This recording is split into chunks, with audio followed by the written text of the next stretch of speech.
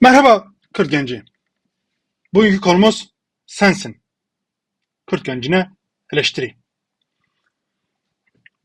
Kürt milletine baktığımda en çok eleştirebileceğim kesim Kürt gencidir. Ne Kürt annesini, ne Kürt kadını, ne Kürt ihtiyarını, ne Kürt köylüsünü, ne Kürt gerillasını eleştiremem. Yani liderlerini eleştirebilirim, entelektüellerini eleştirebilirim. Ama bir de Kürdistan'ın asıl motor gücü olan Kürt gencini eleştirebilirim. Ben 44 yaşındayım. 10-12 yılım Kürdistan'da geçti. Onun dışında Türkiye yani Rumeli illerinde, Yunan illerinde yaşadım. Ankara'da, çoğunlukla Ankara'da yaşadım.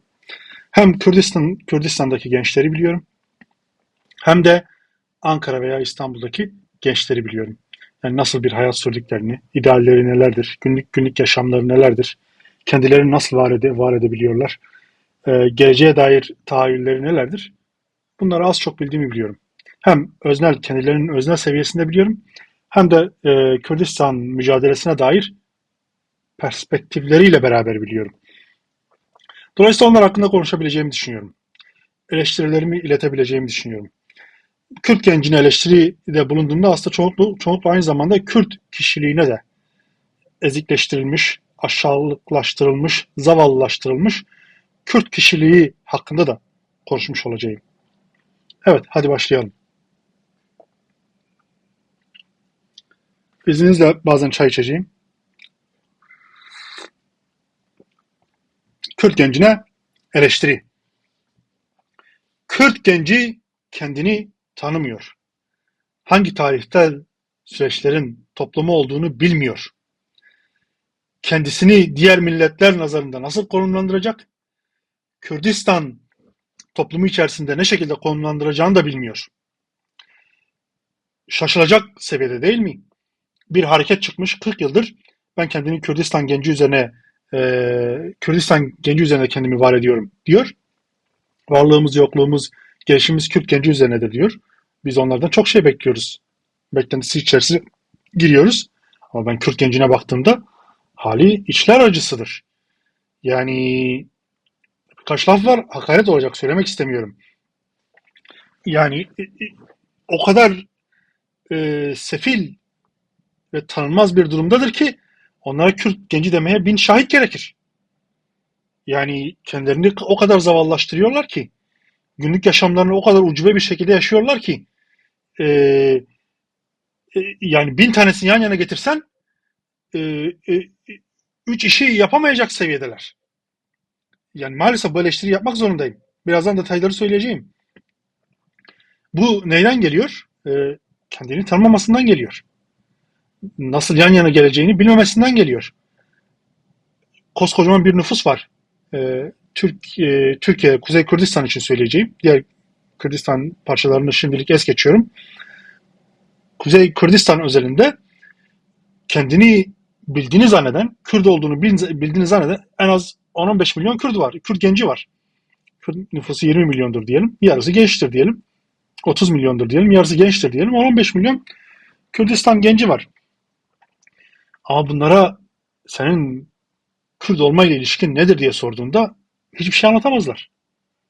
Yani Kürt olmayla ilişkin tarihsel ilişki kurabilirsin, kültürel ilişki kurabilirsin, Kürt kişiliği üzerinden felsefi bir ilişki kurabilirsin. Çünkü Kürt kişiliği Fars, Türk, Arap kişiliğinden farklıdır.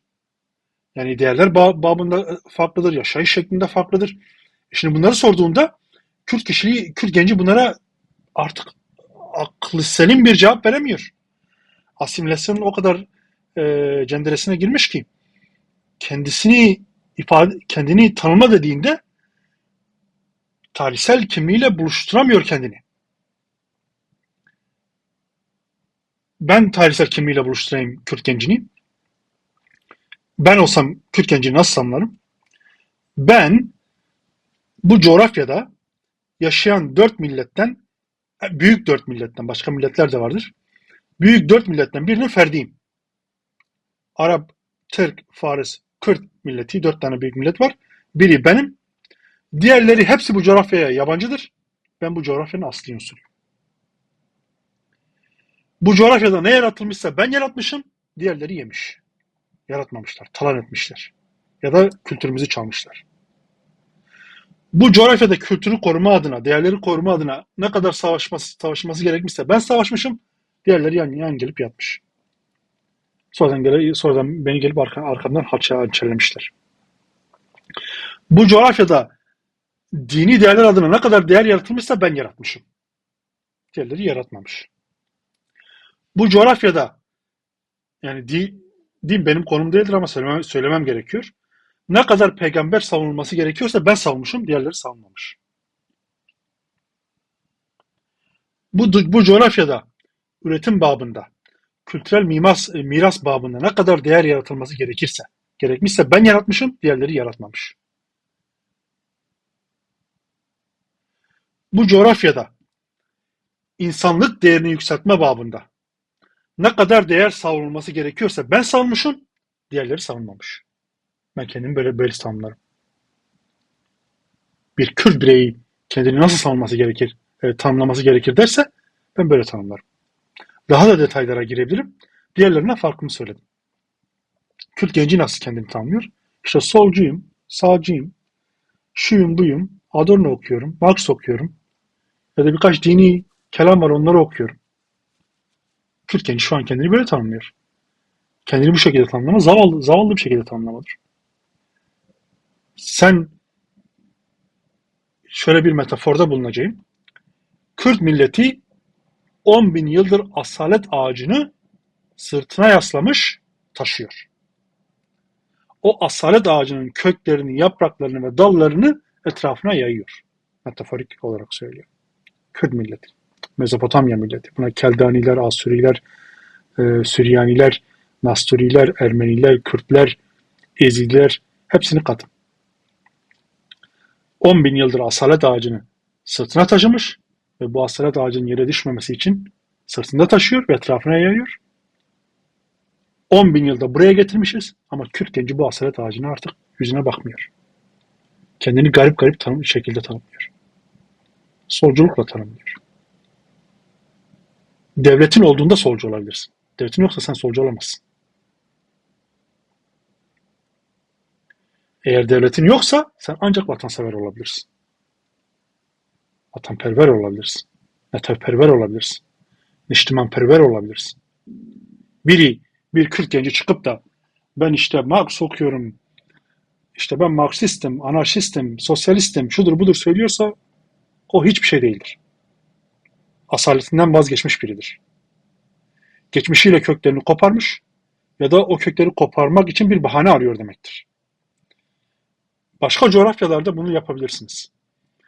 Ama Mezopotamya gibi bir coğrafyada, Kürdistan gibi bir coğrafyada, 10 bin yıllık geçmişi olan bir coğrafyada, 10 bin yıldır insanlığın asalet ağacını sırtına taşımış bir milletin ferdi olarak bunu diyemezsiniz. Kendinizi tanımlamaya başladığınızda o asalet ağacından bahsetmek zorundasınız. Eğer bahsetmiyorsanız siz asaletinizden vazgeçmişsinizdir. Ya bir Marksist olarak vazgeçiyorsunuzdur asaletinizden, ya bir sosyalist olarak vazgeçiyorsunuzdur asaletinizden, ya da bir solcu olarak vazgeçiyorsunuzdur asaletinizden, ya da bir dini sapmanın takipçisi olarak asaletinizden vazgeçiyorsunuzdur. Ama eninde sonunda o asalet ağacını artık sırtınızda taşımıyorsunuzdur ve Kürdistan milletinin bir ferdi değilsinizdir. Kendinizi ne zamanki solcu, Marksist, sosyalist, anarşist olarak tanımladınız, siz bu tarihsel toplamın bir parçası artık değilsiniz. Bu tarihsel toplam 10 bin yıldır Mezopotamya ve Kürdistan toplumlarının sırtında taşıdığı asalet ağacı. Ben kendimi nasıl tanımladığımı söyledim. Şu anki Kürt gencinin kendisini nasıl yanlış bir şekilde tanımladığını söyledim. Ve onlara bir davettir bu. Gelin 10 bin yıldır sırtımıza taşıdığımız asalet ağacının gölgesine sığının. O asalet ağacıyla beraber siz de büyüyün. Yoksa zavallı bir solcu olursunuz. Zavallı bir Marksist olursunuz. Zavallı bir sosyalist olursunuz. Bu kadar. Geçmişinizden, köklerinizden ve asaletinizden kopmuş olursunuz. İkinci madde. Aslında birincide çoğunlukla bahsettim. kendini ideolojilerle tanımlıyor. Hayatın ideolojiler sadece bir zihnindeki kavramların iz düşümüdür. Hayatla karşılığı yoktur. Hayatta sadece olaylar olur. Yani hayat fiziksel bir pozitivist bir tanımlama yapıyorum burada. Yani ben bilimsel düzlemde konuşmayı tercih ederim. Böyle ideolojik saplantılarla konuşmayı tercih etmem. Ama ideolojilerle hakkında da konuşmam gerekiyor. Bu söyleyeceklerim biraz felsefi olabilir. Hayatta iki şey vardır. Eylemler ve sözler. Yani sözler derken buna fikirler, kavramlar, başka şeyler de dahil edebilirsiniz. Logos yani.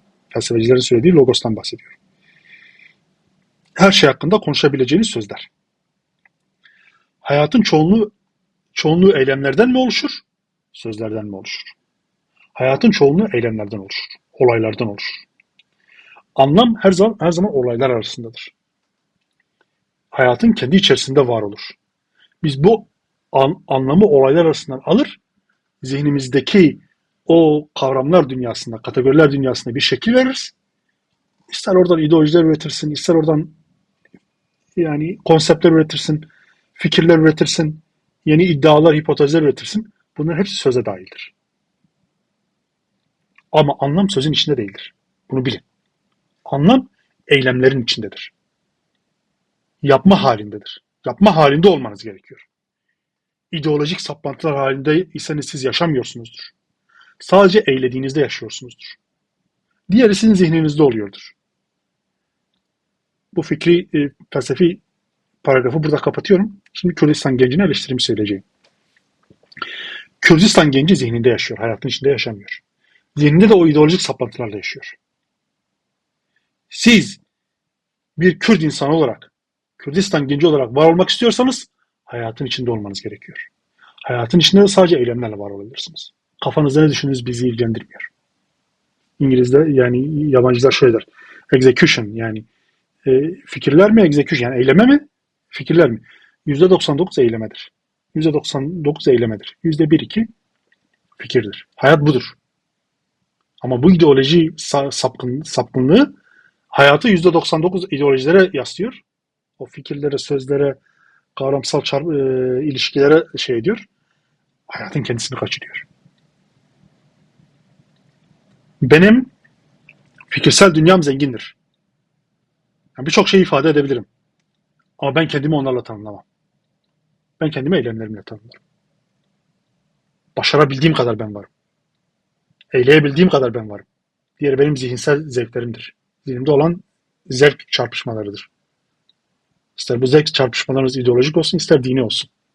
Kendinizi ne şekilde tatmin ediyorsanız edin o size aittir. Ama hayatın kendisine ait değildir. Hayatın kendisine ait olan şey hayatın içinde olandır. O da eylemdir. Bakın burada kimseyi şiddete şuya bir davet etmiyorum. Bu yaptığım eleştiri fikirsel seviyededir. Kürdistan gencinin bu sefil halini eleştiriyorum. O kadar ideolojilere, solculuğa, Marx'a, Adorno'ya, Althusser'e, Hegel'e o kadar batmış ki fikirsel buhran yaşıyor. Hayatın kendisini kaçırıyor. Onlardan çık. Fiziksel dünyada neler olduğunu gör ve küçük küçük adımlar at. Bugün attığın küçük bir adım zihninde yaşadığın attığın 100 bin adımdan değerlidir.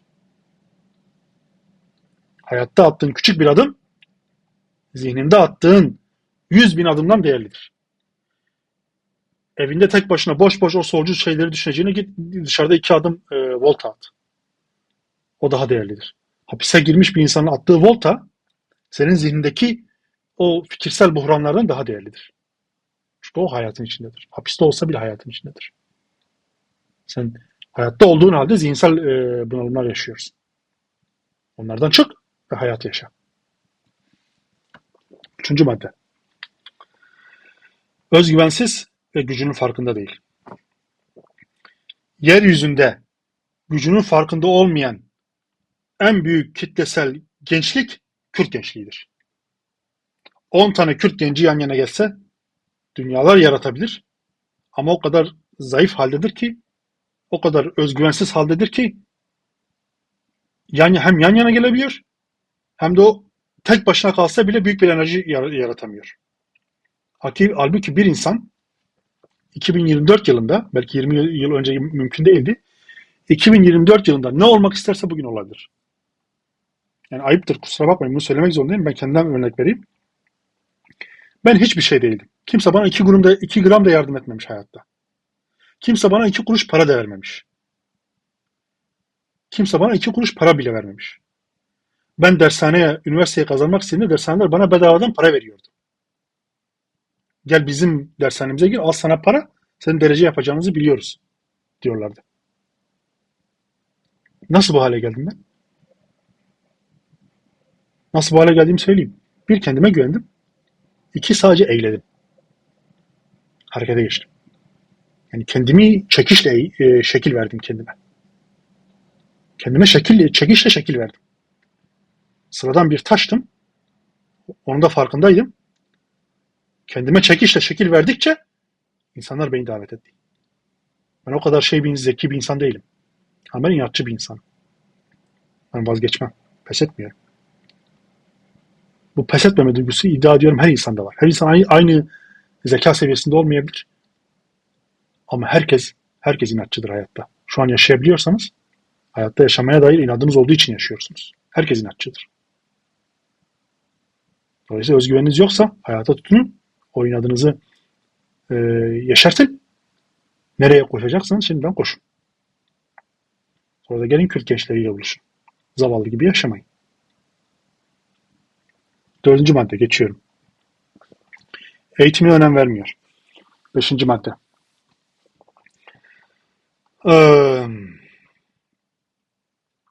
Kürdistan genci şunun farkında değil. Kendi bedenini eğitmek ve kendi zihnini eğitmek hayattaki en büyük muvaffakiyettir. En büyük başarıdır. Kendi bedenini eğitmek ve kendi zihnini eğitmek. Eğer zihnini eğitmek konusunda disiplin sahibi değilsen kendi bedenini eğitebilirsin. Niye biliyor musun? Bir taş al. Karşıda da bir tane direk olsun. İlk attığın taş onu vurmayacak. İkinci attığın taş da onu vurmayacak. 20. attığın taş onu vuracak. 21. bazen vuracak, bazen kaçıracaksın. Ama 100 sefer o taşı atarsan ondan sonra bir kere bile kaçırmazsın. Disiplin budur. Kendini eğitmek budur. Bakın, sadece taş atmaktan bahsediyorum. Sadece taş atmaktan bahsediyorum. Hiçbir şeyden bahsetmiyorum. Eğer bana inanmıyorsanız sokağa çıkın, sessiz bir yere gidin, bir tane taşı gözünüze kestirin, 100 tane taş atın ona. Görün bakayım, dediğim oluyor mu olmuyor mu? Dediğim oluyor. Dediğim oluyor, ben bunu biliyorum. İşte bu kendini eğitmektir. Kendi bedenini.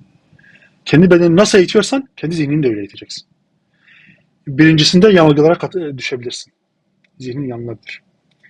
İkincisinde kendini eğittiğinde sorgulama yöntemlerini, akıl yürütme yöntemlerini, gerçeğe ulaşma yöntemlerini, araştırma yöntemlerinin hepsinde yanılabilirsin.